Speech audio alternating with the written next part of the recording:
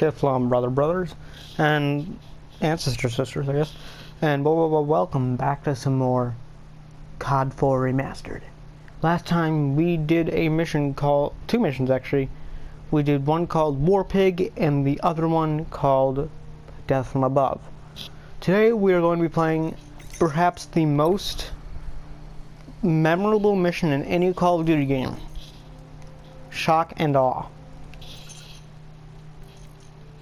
Let's do it. I'm gonna mute my mic so you guys can hear me.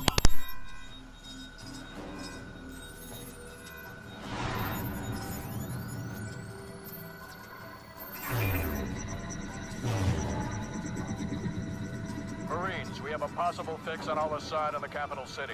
1st Battalion is en route. Intel gathered by SAS indicates that Al-Assad may have a Russian warhead. Speed is critical.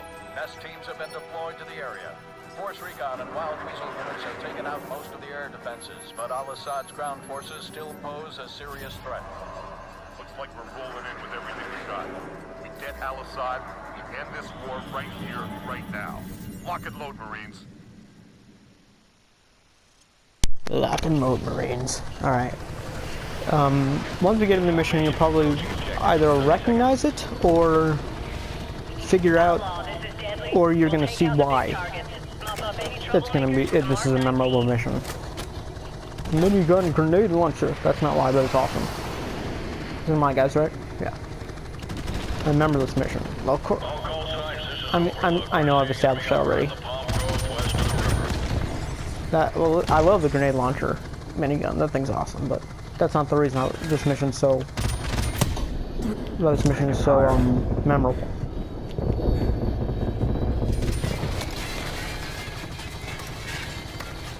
Alright, where am I shooting? Where am I shooting? Over there? Those guys? They'll be fine, they're dead.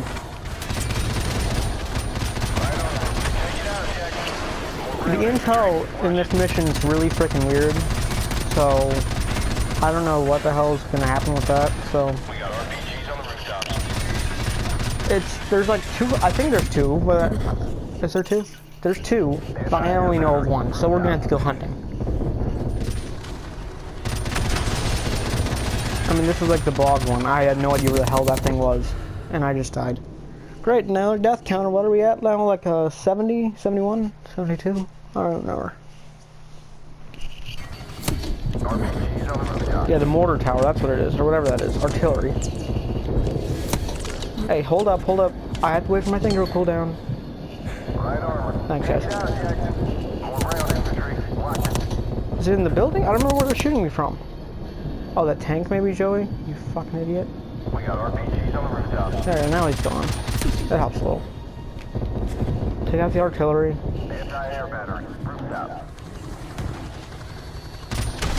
Boom. Alright. Those are bad guys. Alright, blow them up to hell.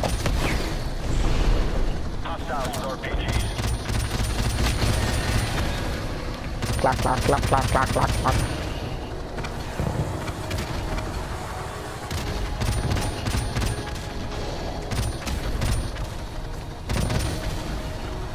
Also, yesterday, I was playing, when I played this episode, or when I played the game, I didn't realize I made a quote I shouldn't have. Maybe, I don't know if people actually get offended by that or not, but I apologize for that. I accidentally made a quote from the Bible. I'm sorry if that offended anyone, if anyone gets offended by that. If not, I'm being an idiot, don't worry about me. But, yeah. I apologize for that. I was a little scatterbrained at the time, so sorry about that.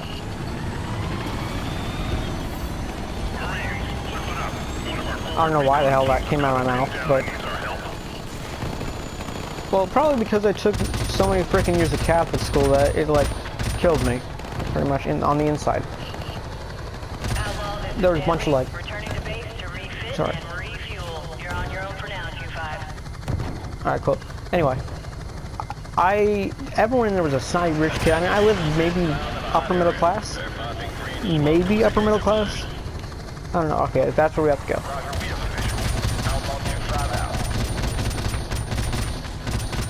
Hoping this will get some of them. Anyway, yeah, all the kids there were snotty and like your typical snotty rich kid.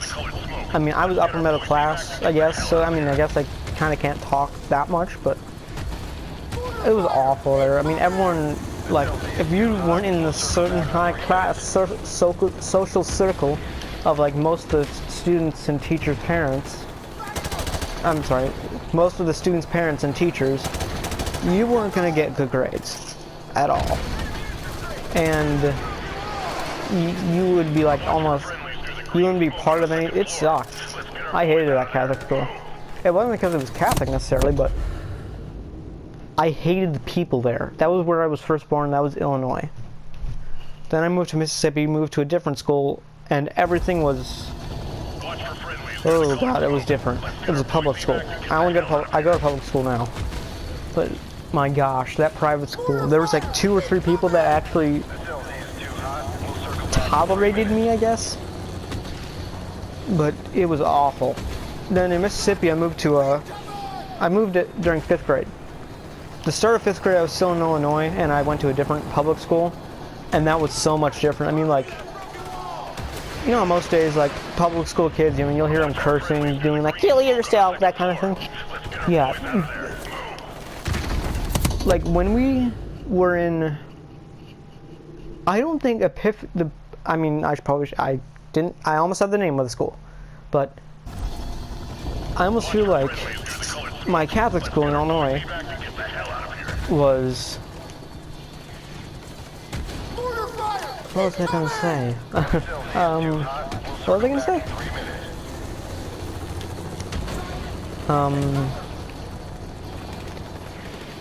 Oh yeah, when I moved to Mississippi, or no, the 2nd year in public school, I mean, I don't think a single kid at that Catholic school I went to even knows how to say ass today without getting riled up. Because they were so freaking tedious? Or strict with cursing, I guess? I mean, I remember, like, remember this one guy named, well, let's call him James, because I can't think of a better name for him. He was one of my friends in the school, and one of the ones that wasn't really necessarily Catholic. And, well, he would curse sometimes. And I remember he would get, this kid was an immigrant from Russia, like, no joke. He had this, I don't remember his last name. It was freaking weird. But there was this Russian dude, and he said balls once. Keep in mind, this is 4th grade, so, I mean, it was funny back then. But this kid said balls, and then I repeated him, like, right after him. And then someone heard me saying it. So I'm like, oh no. But then someone apparently came up to the teacher and said, I saw John, I'm really bad at these name things. I just saw James come up to Joey and make this little rhyme about this student that involves the word balls. Oh crap, that was Sergeant Up. Sorry about that, man. You okay? Oh, Bo, not Up. Oh, son of a bitch. But anyway, yeah, so this kid heard me say it, and then this lady says, I heard James whispering to Joey that little rhyme. And the teacher got pissed at Ian and the girl that told her what I had said. So I guess the teacher misunderstood the girl and went up to Ian and said that he said it, and she didn't know I repeated it, I guess. I guess the girl only told her, like, Ian said this weird rhyme of kids repeating it or something like that. And I know I was the only one that was really being annoying about it. And so people are saying that I came up with it, which, in all fairness, I actually might have, now that I think about it. But I remember someone said it. I don't remember what it was, but I think, okay, this was 4th grade, so excuse me for me being scatterbrained a little bit. Hold your fire, hold your fire. Yeah, he said it. I came up with it, that's what it was. I came up with a dumb little rhyme about balls. And like, how, like, I was making fun of a girl because she was extremely manly. And what happened, oh, hell, there's the intel. That's not the one that's the one I was going to search for. It actually was easy enough to find. This part sucks, by the way. But I made up this rhyme, he repeated it, the teacher went up to him for repeating it, that's what it was. And he got reamed. Like, that kid, James was like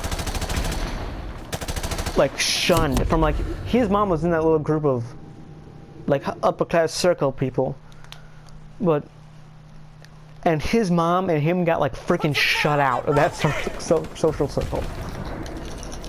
Honestly, he didn't mind because he's like, I didn't like those guys anyway. Or he didn't really even have a Russian accent. He was like, I really didn't like those guys either. He had like a very slight one. But yeah, we missed you. But then one of his friends that wasn't really mine, she's like, you have to go to the teacher and tell him that you said that, or tell her that you said that. And I'm like, but I'll get in trouble. I don't want to do that. And then she said something about God. I don't know what it was, but it, like, I don't know what it was, but it clicked with me, because in my brain back then, you know, religion was this huge thing in this Catholic school. The word, like, God clicked into my mind. I think she said, God will know if you don't do this, or something like that. And I remember it was so derailing to me at that time. I like stopped in my tracks. I didn't know what to say, so I was like, oh, okay, I'll tell the girl. How about that? I'll tell the girl that it was me that heard him, because the girl in the rhyme heard it. And then I'm like, okay, I'll tell her that I made it up and it's not James's fault. So I went up to the girl and I very hesitantly said, I made up the rhyme about your balls or something like that. There's something really weird about that. But then she's like, I know you're just covering for him, because I was like I was this goody two-shoes back then. I still kind of am, but I was like this extremely goody two-shoes suck up the teacher guy. And yeah, I actually still am for certain teachers. For others, I just want to bludgeon with this shovel. I'm gonna die if I don't. Either way, yeah, I didn't really have a chance there. But this teacher liked me so much that she was like, I know you didn't say it. Or no, what the fuck am I talking about, man? I am so confused about the story. She heard him, so I went up to the girl and told her that it was me that made up a poem about a ball, which she didn't have, by the way. Can I actually have this discussion nowadays because of the gender equality stuff? Like, Tumblr has like those 437 new genders or whatever. Anyway. Yeah. But she's like, I know you're just covering for him, because I was the goody two-shoes, and I actually believe she had a crush on me at the time. Which is extremely weird, because nowadays, if I were to say that someone had a crush on me, I'd be laughed at really badly. But, I'm a lot different than what I was back then. Today, I have a little bit more of a awkwardly crazy, or thing you're not supposed to say attitude about me, that I'll accidentally, like, say a little bit. So, I'm a little weird, and I say things I really shouldn't sometimes. I need a Sergeant Trump? Or Crump? Crump. It looked like a T when I first saw it. When you just scroll past it like that, when you scroll past it like that, you'd think it says Trump. But, no, but this girl, I think she had a bit of a crush on me actually at the time. What the hell? Let's name her, like, frickin' Valerie, I don't know. So I don't know why I'm thinking of Danny Phantom right now, and Valerie, like, came to mind for some reason. Anyway.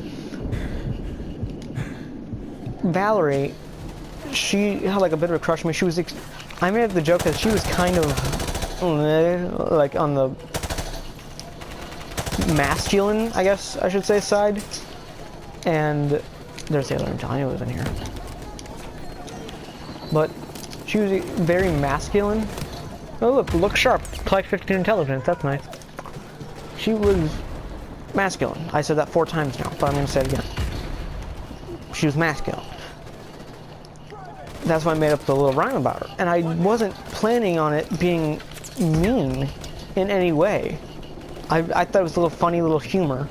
That was when I started like saying the stuff I shouldn't say. Was like, you batch. Batch. I said batch. But anyway.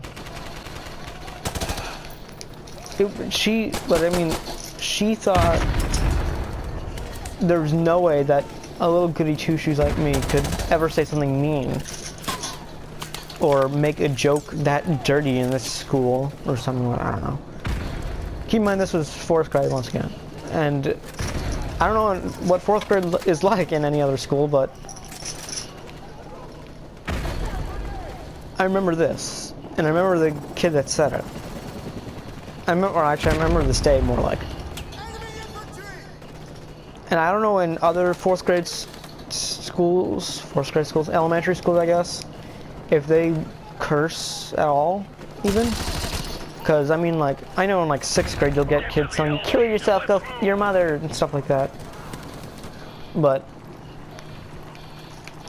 I don't know if 4th graders would say this kind of stuff. So maybe they would, I don't know. But all I know is in that school I almost got like in bad trouble for it.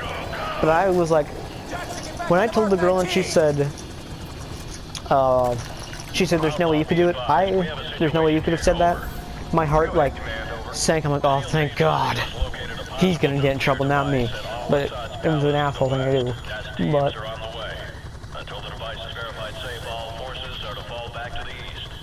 I'm gonna shut up during this part because this is the moment that it kind of people remember a lot. Well, not quite, but in a little minute. We're going down. Don't worry, Cobra, we're coming. No time, you gotta go to the LZ. I repeat, we have a Cobra down. Jackson. This is Outlaw 2-5. Come in, over. Command, I'm visual on the crash site. I see small arms fire coming from the cockpit. Request permission to initiate search and rescue, over. Copy 2-5, be advised. You will not be at a safe distance in the event that nuke goes off. Do you understand? Yeah, we will not be at a safe distance, we know. Who cares? Alright, 2-5, it's your call. Retrieve that pilot if you can. Out. Alright, I will. Do you copy? What's your status? Over. Who gives a shit if we won't be in safe? Keating, that's her name. We gotta get Keating. Hold on, we're coming to you. And we have that much time before a probably fake nuke goes off. I remember this place you take less damage, I believe. This little alleyway. Oh shit. We gotta get the pilot within 1 more minute. And I gotta run her back within a minute actually too. I gotta run for it. Yeah, I would have been dead. Those bullets. But now I believe I might be able to do it. Yeah, I can't run, I know that. I've got 55 seconds. Shut the hell up, Outlaw 2-5. I know you can get killed here, so... Cause I remember doing it once. But yeah, run for it. Automatic. And you're about to see why this mission is so memorable. I'm gonna shut up now, and I'm gonna let you guys listen.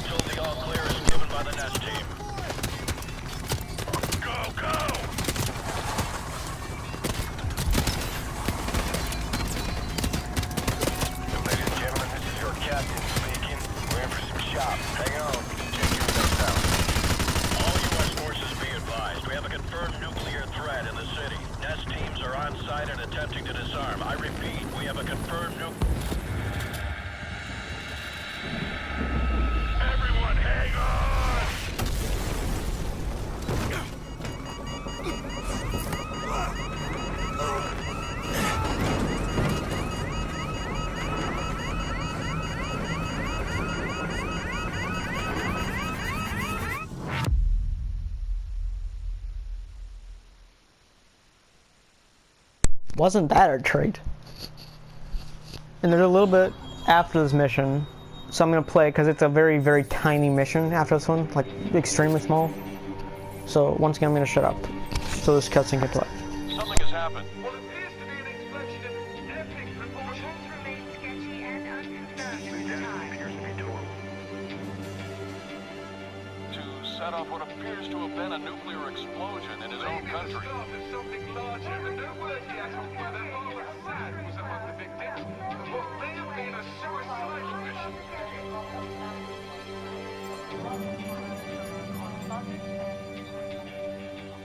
Now, if you didn't catch that, those are the KIA lists, the killed in action list, people that were killed by the nukes there, and you see your name there pretty much, Sergeant Paul Jackson. That's us. And I am alive. I'm not killed in action. This is pretty much the part that makes things so, just the wow, the shock and awe of this mission. Because we're not dead.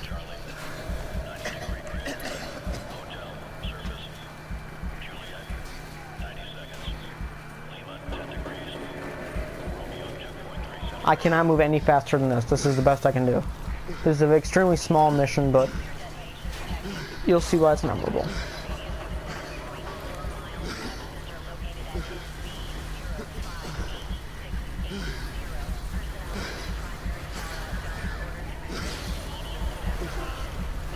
I'm crawling. Okay, now I can crouch.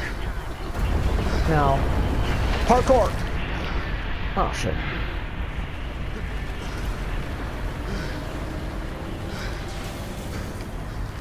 Wait, is he alive? No, he's not. Why am I asking that? Of course he's not alive. By the way, in the original, I do not remember you actually trying to grab and save that guy that was on the outside. I thought he just flew out, but maybe I'm wrong, I don't know. But here we go. Here's why the mission's memorable.